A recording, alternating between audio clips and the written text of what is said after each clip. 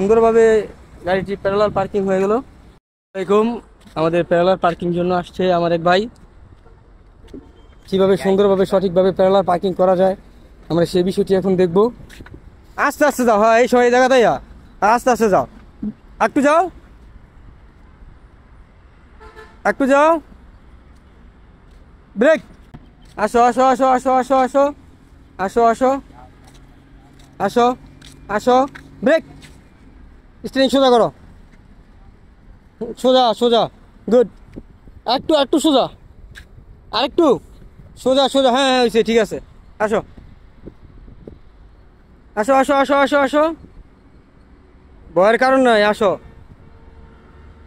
আসো আসো আসো আসো আসো আসো আসো আসো, ব্রেক।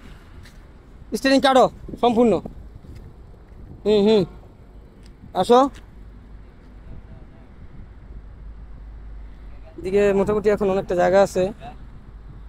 কাটো কাটো কাটো কাটো কাটো, ভয়ের কারণ নাই, আসো আসো, আস্তে আস্তে আস্তে আস্তে, লাগবো না 6 ইঞ্চির মতো গ্যাপ থাকবো, তুমি আয়ো না আগে ভাই, তুমি ডরাও কে, আয়ো। আর এনে কোনো মতে লাগবো না, এটা গাড়ি, এটা ইয়া না। ব্রেক, সোজা করে, হ্যাঁ স্টিয়ারিং করে সোজা করে দেখো সামনে পিছিয়ে কতটুকু জায়গা আছে। হালকাই দেখো দেখো, দেখি দেখি দেখি, আর কিছু করা লাগতো না, জানা আছে নি, রাখা চুপচাপ।